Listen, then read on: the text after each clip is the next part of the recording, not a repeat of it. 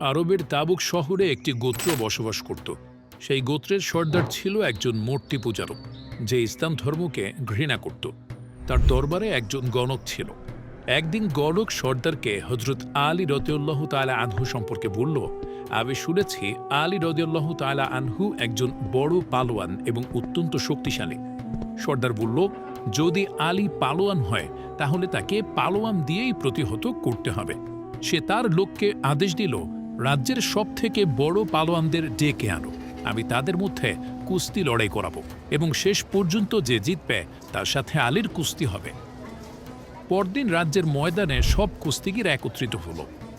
সর্দার বলল, তোমরা একে অপরের সাথে কুস্তি লড়ো এবং শেষে যে জিতবে তাকে পুরস্কৃত করা হবে।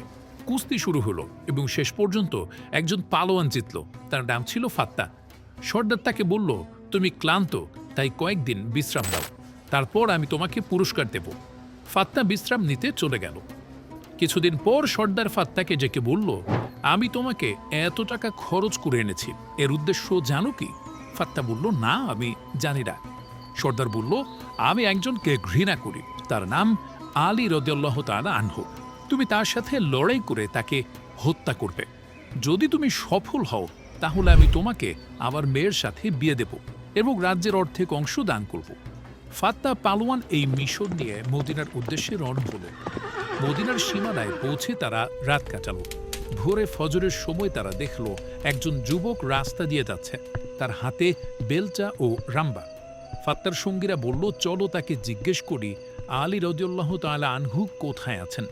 তারা যুবককে জিজ্ঞেস করল, আমরা আলী ইবনে আবু তালিবকে খুঁজছে, তুমি কি জানো তিনি কোথায় আছেন?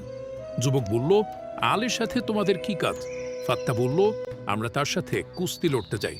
যুবক বলল, তাহলে আগে আমার সাথে লড়াই করো, যদি জিতে যাও তাহলে আলীর সাথে লড়াই করতে পারবে, কারণ আলীর ঠিকানা শুধু আমি জানি। যুবককে ছিলেন হজরত আলী রাদিয়াল্লাহু তাআলা আনহু নিজেই।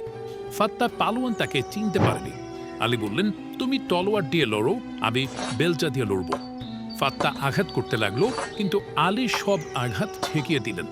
ফাত্তা ক্লান্ত হয়ে গেল এবং বলল, আমি হেরে গিয়েছি, আপনি কে? আলী বললেন, আমি আলী ইবনে আবু তালিব। ফাত্তা পালোয়ান কাঁদতে লাগলো এবং বলল, আমি আপনার মাথা নিতে এসেছিলাম, কিন্তু এখন আমি আপনার কাছে ইসলাম গ্রহণ করতে চাই। হজরত আলী তাকে কালেমা পড়ালেন এবং তার নাম রাখলেন কাম্বার। ফাত্তা পালোয়ান হজরত আলীর অনুসারী হয়ে গেলেন। এই ঘটনা থেকে আমরা শিখতে পারি যে ইসলাম ন্যায় বিচার ও সত্যের ধর্ম। হজরত আলী রাদিয়াল্লাহু তাআলা আনহু এর জীবন থেকে আমরা শিক্ষা পাই যে ন্যায় বিচার ও মানবতা সবসময় ঊর্ধ্বে রাখতে হবে। আল্লাহ তাআলা আমাদেরকে সাহাবীদের জীবন থেকে শিক্ষা নেয়ার তৌফিক দান করুন, আমিন।